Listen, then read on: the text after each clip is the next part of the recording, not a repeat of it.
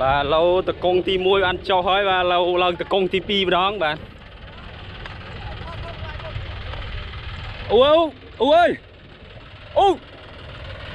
quên nát chuyên tay mà chuyên vừa riêng khlang tay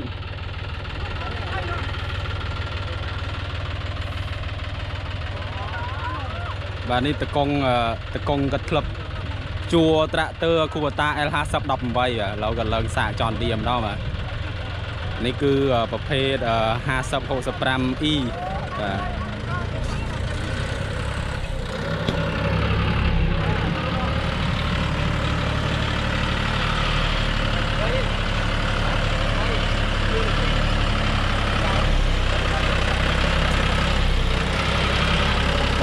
ាទផ្លេកបាទស្អាតបែបអាមេរិកតែម្ដងប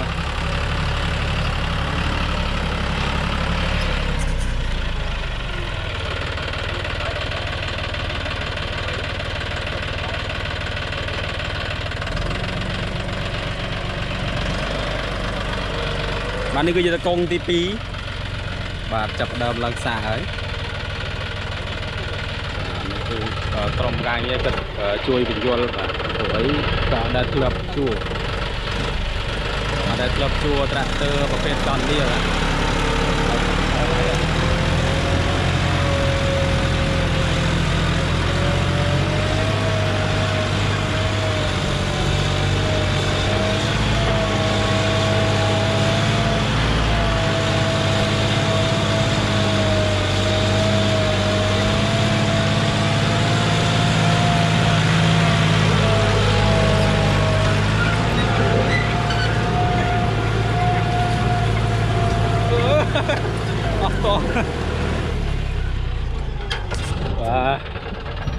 อันนี้เชื่อนเรียงเลื่อนดิจ้ะรถตามลังฮอต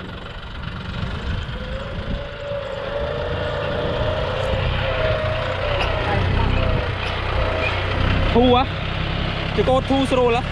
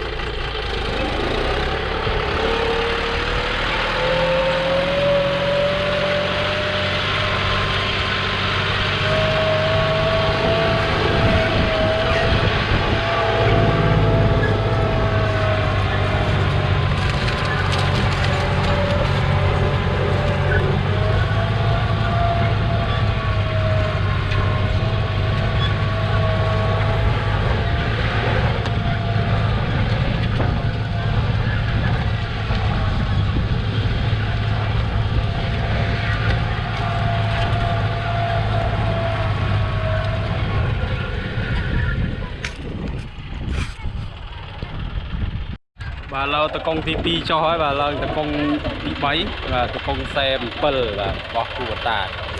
và lâu lần xạ tròn đi 50 65E và đi kiaจะเป็นตะพอลระบบประเทศอเมริกจอมเดิมเนาะแบบตะพอลเลยเป็นคุณเทียบเลยมุ้ยvà lâu tờ công TPจับมาเลย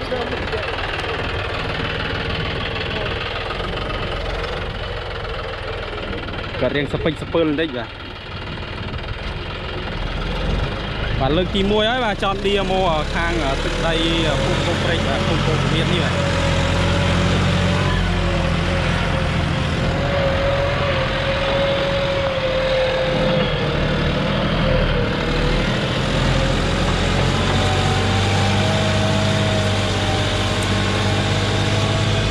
đi tô sana bị khang bốc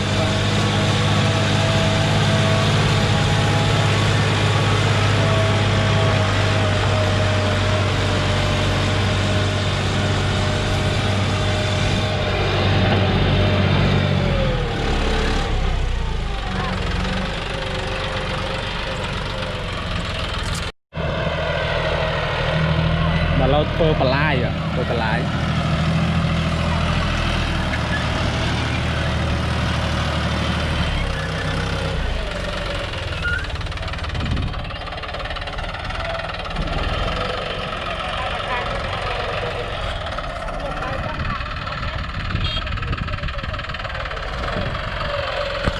tới đó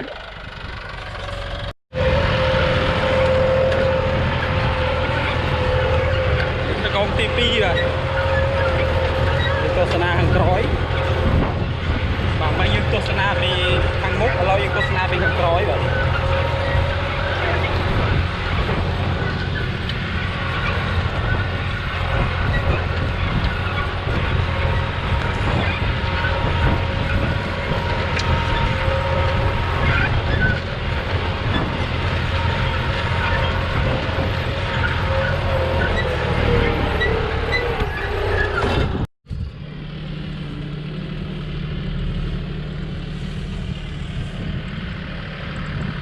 nên miền tích đỏ tích tích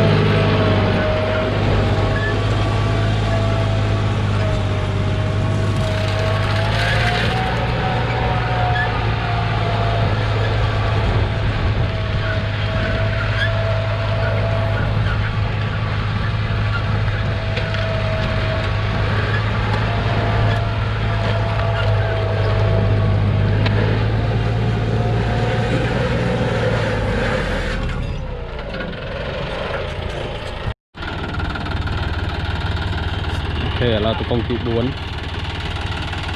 chọc ấy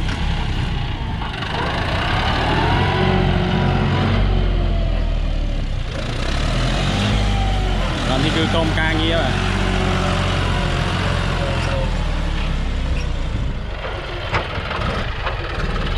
công ca nghĩa gần lần xa mưa mà đó bạn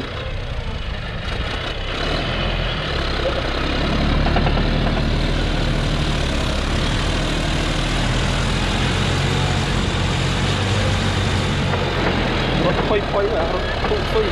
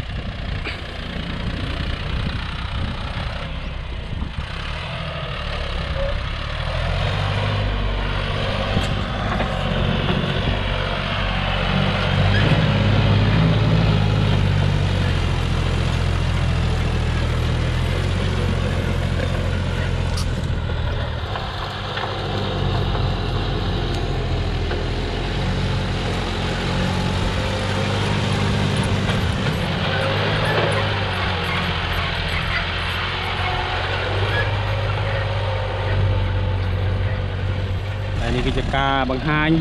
ตระเตือจอนดีครับเราปุ่มคอมเพรสเยอร์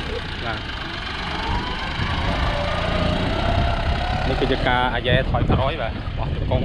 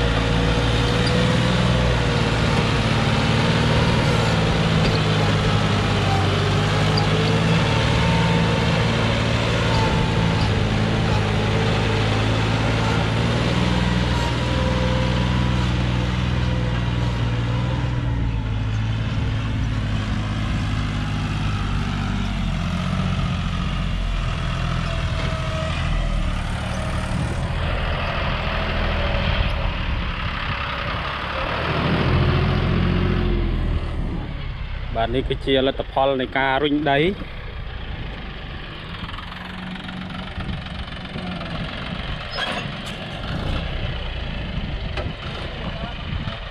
បាទឥឡូវគឺការសាកល្បងនិងការធ្វើតេស្តរបស់ជាកសិករបាទនៅក្នុងភូមិពុកព្រៃ